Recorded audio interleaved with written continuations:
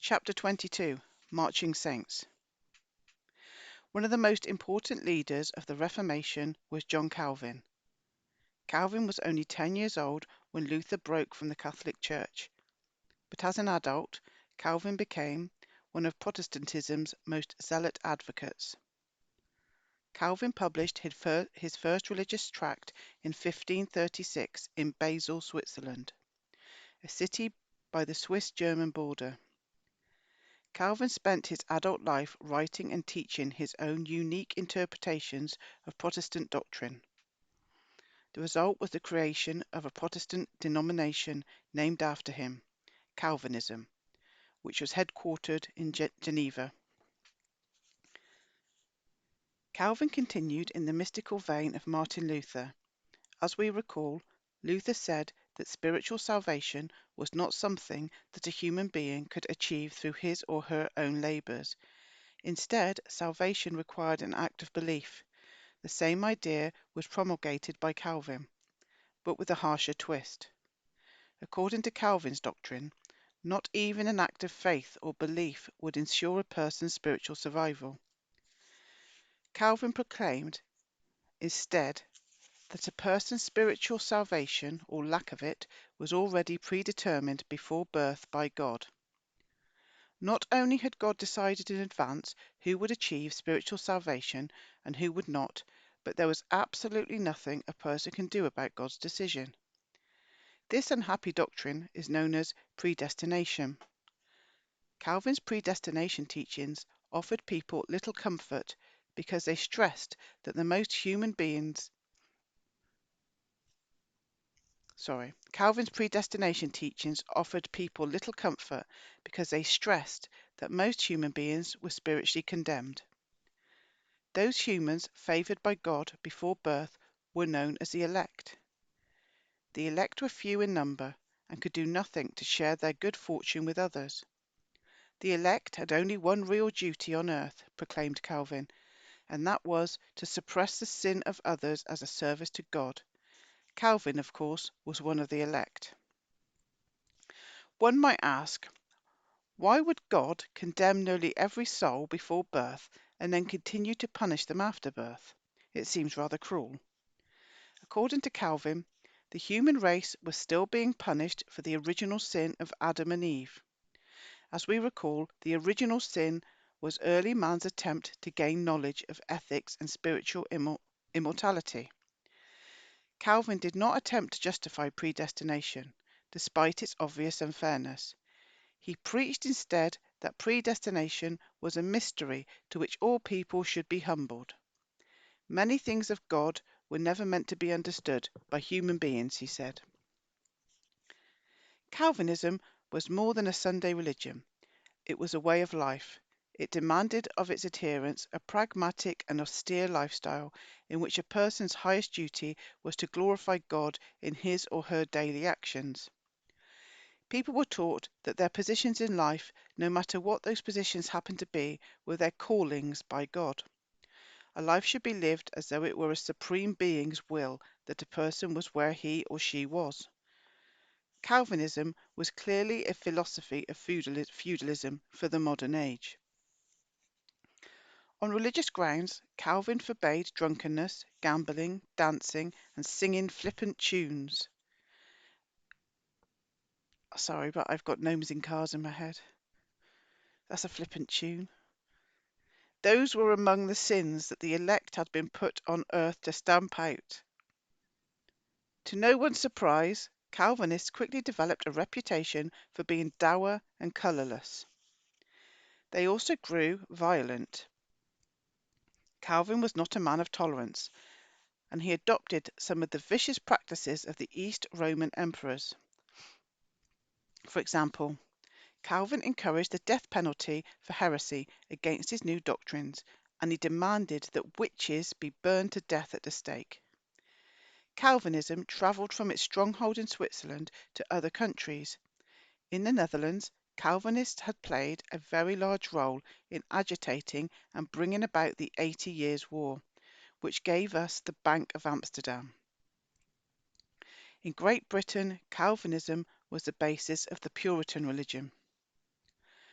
Like their Calvinist brethren in Holland, some English Puritans decided to assert their gloomy beliefs and material self-interests through violent revolution. In the year 1642, a group of wealthy and prominent British Puritans led a full-scale civil war against the English king, Charles I. In Puritan eyes, Charles had committed crimes against God by marrying a Catholic and by being tolerant of Catholicism. After winning the Civil War and beheading Charles, the victorious Puritan armies placed their own dictator in charge of Britain, Oliver Cromwell.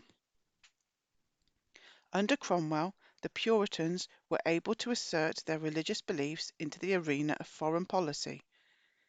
English Puritans believed strongly in the concept of Armageddon, i.e., the final battle.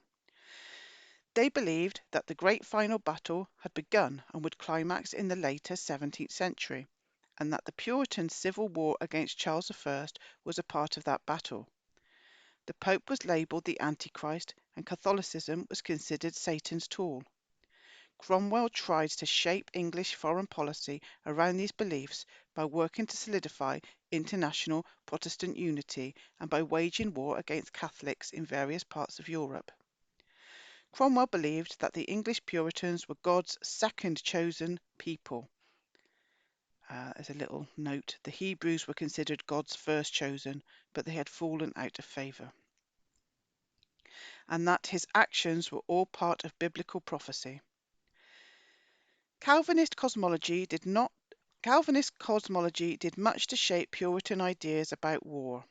Engaging in war was glorified. The Puritans believed that tension and struggle were permanent elements of the cosmic scheme because of the eternal struggle between God and Satan.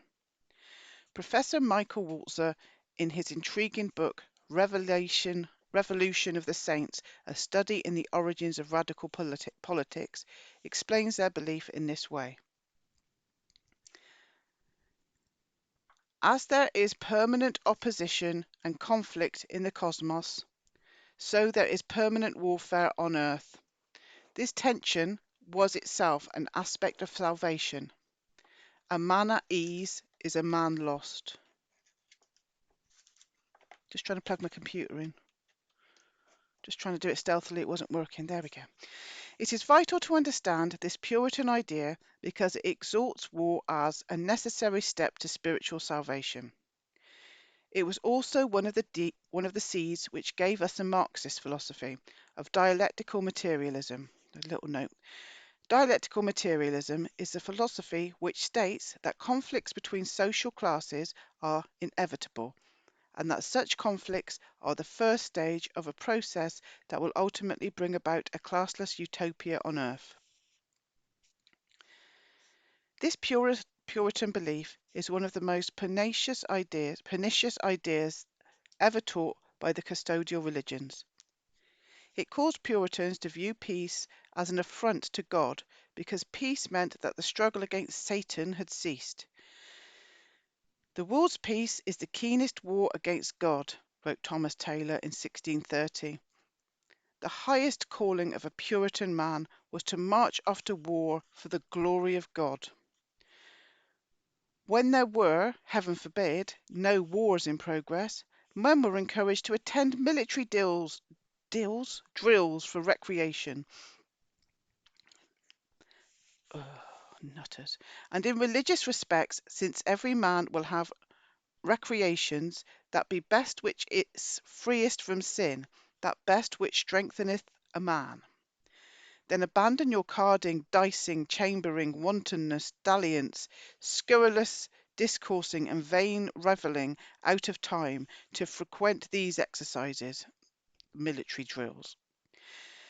The Puritans' ennoblement of war, coupled with their austere pragmatism, helped bring about major changes in the manner of fighting wars. Generations earlier, the Renaissance had had a very interesting effect on warfare in Europe. War had become a gentleman's activity, ornate and full of bluster.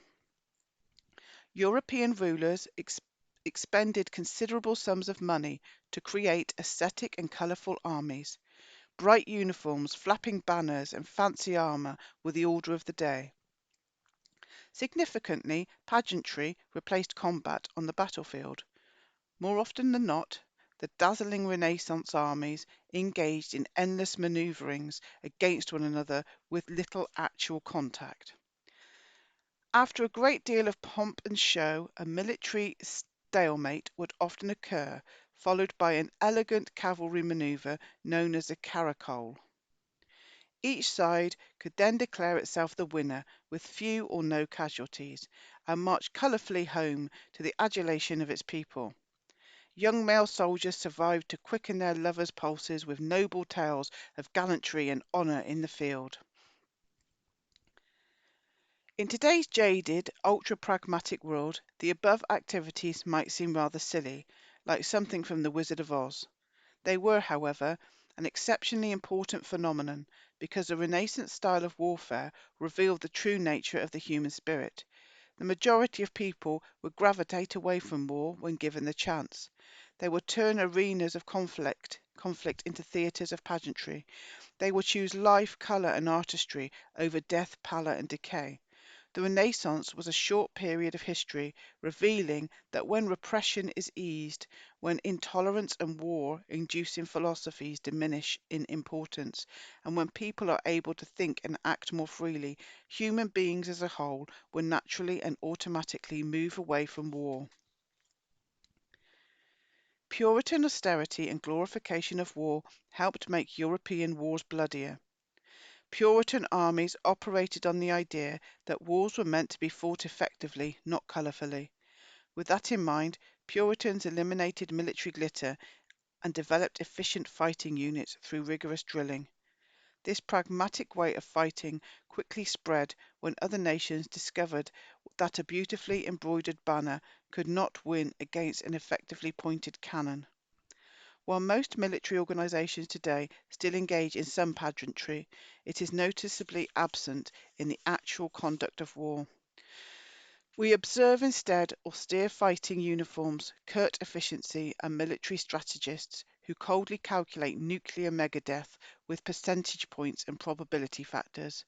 They are all reflections of the pragmaticism reintroduced into war by the Puritans and other Protestants. As we survey the war-mangled bodies of our fellow humans who have been killed more effectively and more pragmatically, perhaps we realise that Renaissance pageantry was not so silly after all. Despite its early successes, the new Puritan government under Cromwell did not last very long. The Stuart dynasty regained the British throne in 1660 with the crowning of Charles II, son of the beheaded Charles I. Charles II died 25 years later in 1685 without an heir, and so his brother James II took the throne. James ruled a mere 3 years, after which a second English Revolution was launched in 1688, known as the Glorious Revolution.